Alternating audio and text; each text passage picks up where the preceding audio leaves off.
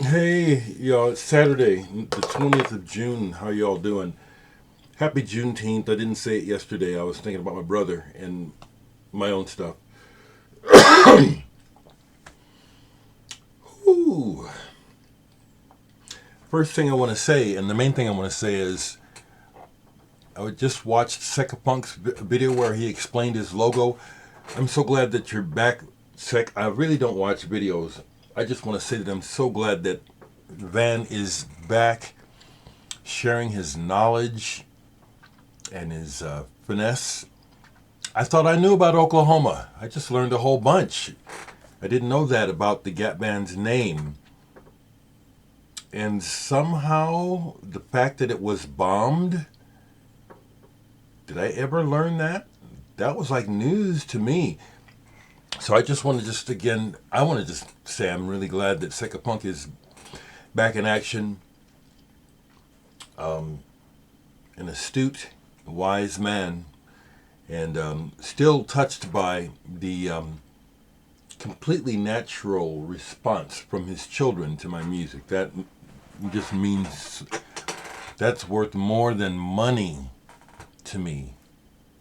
That little video that you shared with me, that moment in life, it's amazing. I'll take that to my grave. Thank you, Van. So, I'm going to ramble. I don't have much on my mind except what's happening in the world. I'm concerned about Oklahoma today. Everything that I knew was going to happen when Trump got elected is happening. The whole Nazi cult-like scenario is playing out. It's really sad that we as groups of people are really like lemmings and just keep repeating instead of learning. So that's on my mind. I'm concerned, you know, about people's safety, about the psyche of this country, and therefore the psyche of this world. Every time I look and see what's going on with the so-called right and Trumpers, all I see is madness, mental illness, distorted thinking, illogical beliefs, and just madness. Madness. And it's not going away, damn it. So, be curious to see how the day goes. Still reflecting on the experience of doing that show, that live broadcast. A lot of feedback, all positive. Thank you. I see folks are going onto my Bandcamp site and buying songs. A couple of the songs that I played in that set are out already. The majority of the set was new and will be released sometime this year. I'd like to do it on vinyl. I sort of have someone expressing interest in doing a vinyl release of mine. We'll see where that goes.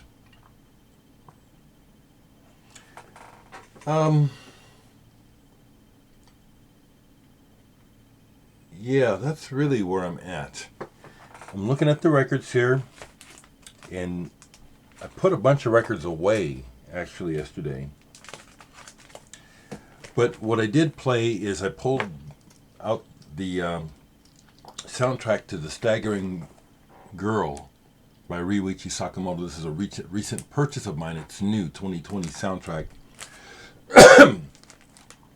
Creepy soundtrack for the first part, like suspenseful and something weird's happening in this movie.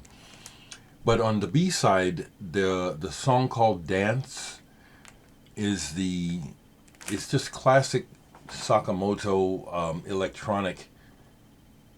It's just classic. It's just fantastic. So that's what I played, is that.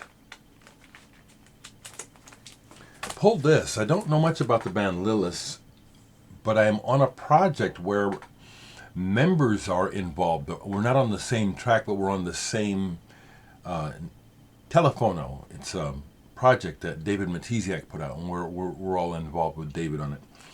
But I have this album of theirs, Eccsame, the Photon band. Lilith. This is, some people call it shoegaze. To me, I don't think of it like that. To me, it's more psychedelic dream pop, which I guess there's a crossover there. This moves kind of slow, but it's gauzy. I like it, like the cover. I like this a lot. Posted this and got some good conversations going. English band Home, The Alchemist. This is their second or third album. Mine is a repress, which I was reminded of. Some people are very pretentious about pressings and editions. There are a couple of guys in the vinyl community who are nauseatingly pretentious about this. I would say the guy's name. I bet you guys, if you're in the YouTube vinyl community, you know exactly who I'm talking about. And his question about my edition was a perfect example. It's just like, why does it even matter, and why is that the only thing that you have to say about me showing the record? I stay aware of that stuff because I know I can be pretentious at times too, and I don't want to be, so I try to pull back. This is a concept album. I think it's a flawed masterpiece. I say flawed because I don't like the way it's recorded, and then that was part of the discussion. Some people like the way it's recorded. I do not. I think that there were some mistakes. I hear mistakes, okay?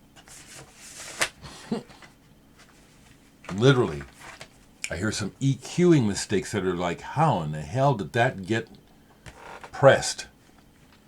But this is a fantastic concept album.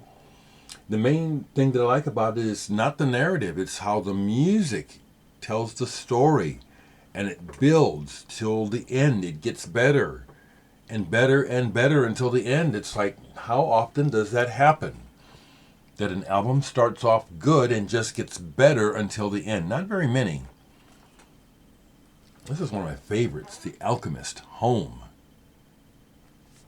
Excellent album. Second pressing and all. I bet you guys know who I'm talking about, don't you? Okay, so I finally got a chance to take this in. Niels Gordon, Land. New album on the L'Amour label. Burbling, bubbling electronics, very much from the school of Tangerine Dream Phaedra. This is good. I had to have a mood adjustment because it starts off on a upbeat. Things that are moody catch my interest more right away. Not sad, but mood. It's like, where are we going? This one is kind of happy right away. So it's like, well, it's not that I don't want to be happy, but when it comes to music, happy is not always very intriguing right away. So this is pretty good. If you like what I described, I think you might like this album, Niels Gordon, Land. And the other thing that I will share is, I pulled this. I love Nick Drake. It was his birthday yesterday. Bryter later, Nick Drake. Love Nick Drake. Died way too soon. Everything about what he did, I love. Including his narrative, his mental outlook that he through his songs.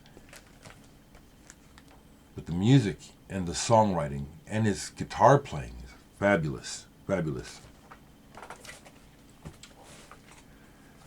So that's mainly what I want to share today. Keep it short. A couple more thoughts on this whole renaissance of black awareness.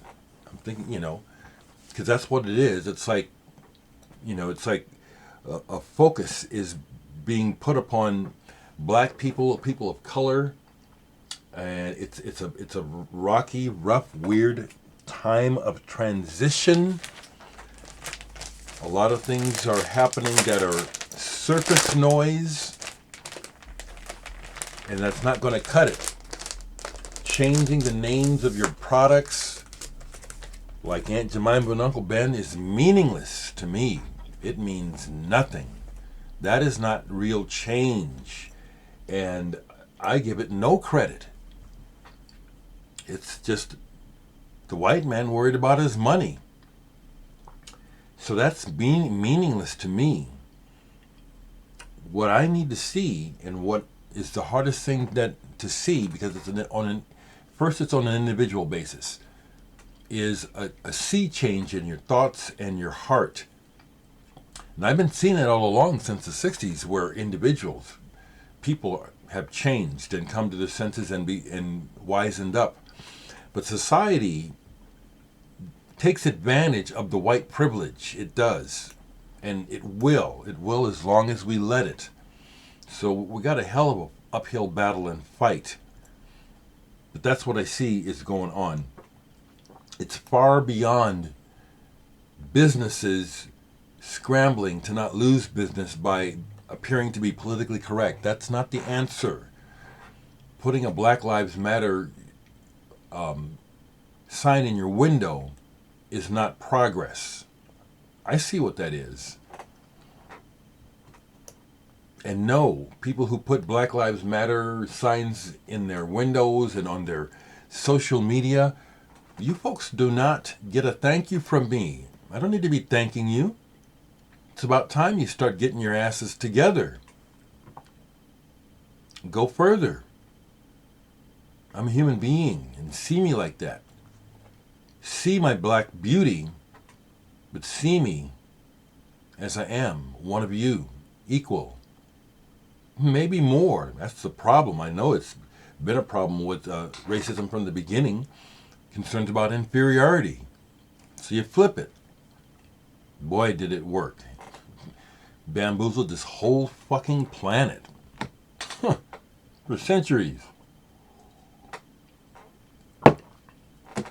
So that's what needs to happen, and it's going to be, I hope that I see some of it before I die. I hope I see some concrete movement where people are actually trying to change their thoughts and feelings towards black people and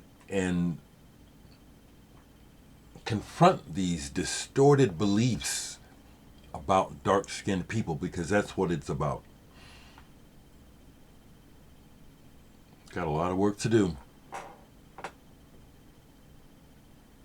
Let me know your thoughts. I'm hearing from you folks, and you folks that are writing really long stuff explaining your thoughts. I read it. Yeah, this is a revolutionary time. Things are changing. And smart, good-hearted people are speaking up. People full of evil and selfishness and the devil, well, you can talk to me, but that becomes really apparent real quick in your words. So go ahead and talk to me. Depending on how you express it, I'll leave it. Mostly I delete it because it's just obvious this person is wrong. It's full of something, but it ain't good what they're full of. Mainly selfish and distorted. Nothing good coming from politics, guys. We gotta get rid of it. I don't know how to, but politics is poison. Hopeless.